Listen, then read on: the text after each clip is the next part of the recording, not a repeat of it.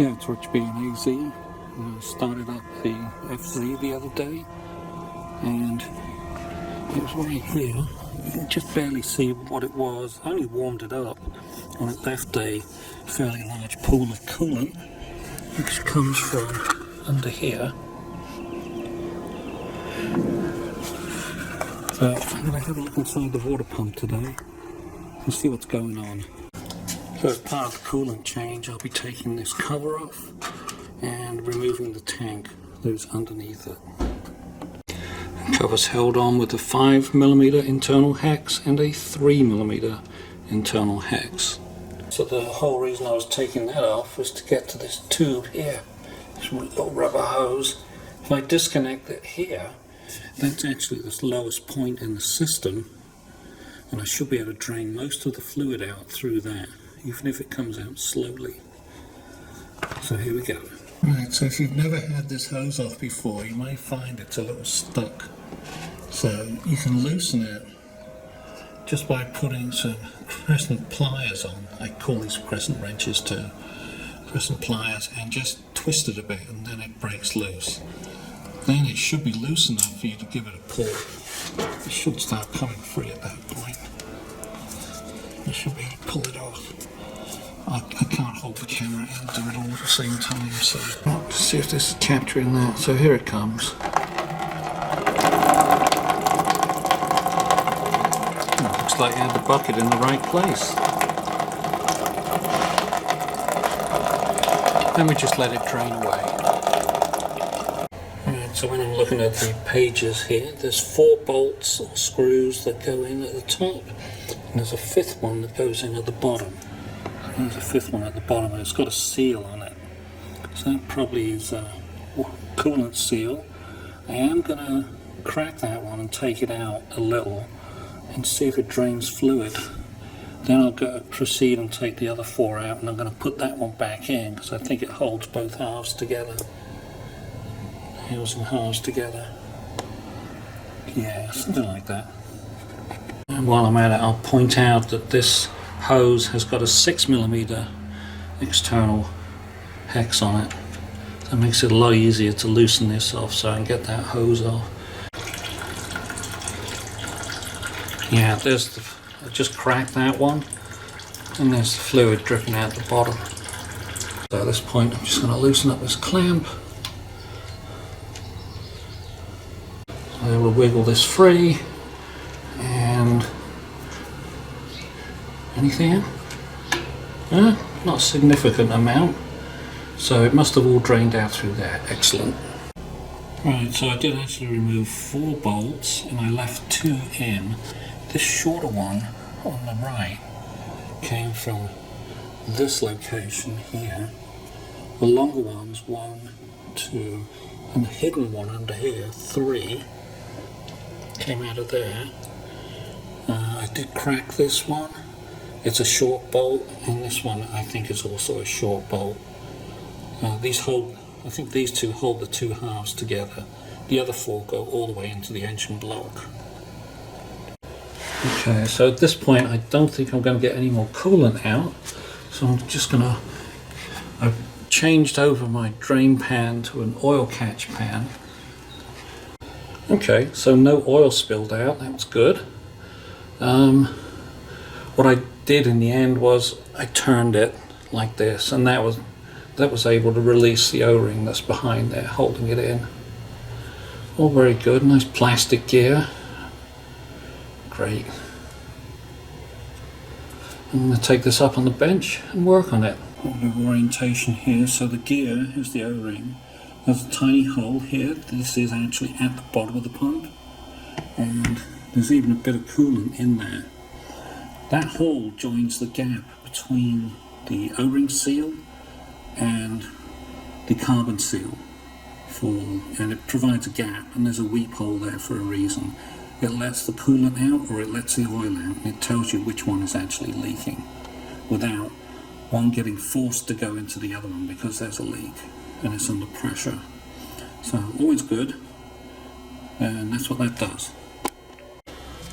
Right, let's see if I can't use my special handy dandy snap ring pliers to get the snap ring off.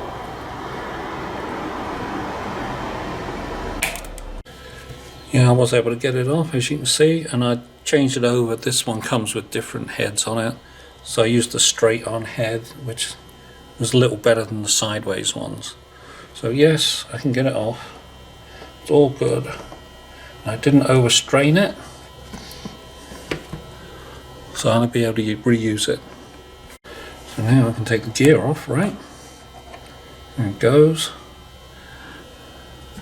And this pin, which is just falling out, goes through a hole in here, and that's the drive pin from the gear to the shaft. So be sure to save that, don't lose it anywhere. Okay, the two short screws that were holding it together, the bottom one had the copper gasket on it. So I'm taking it off. There's a nice O-ring seal all the way around. Feels like it's still proud of the surface. And as it's proud of the surface, I'm going to reuse it. Here's the water pump, plastic impeller. There is some spring load in there. I'm just giving a slight push inwards, and I can feel the spring is working. So that part of the seal should be good. The impeller itself, or the shaft really, is a very nice sliding fit.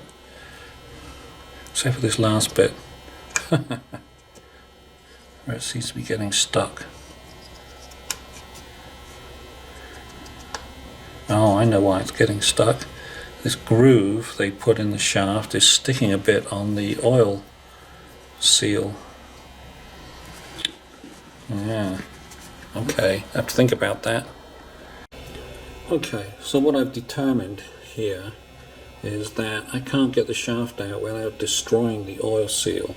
It stops about here.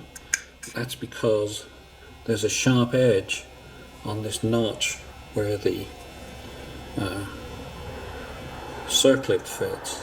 There's a radius one on the other side, but there's a sharp edge one on this back side. So if I push this all the way through, it's going to rip apart the oil seal, and I don't want to do that. So I push it through to that point, and then I go in and I have a look at the seal itself down here, maybe here.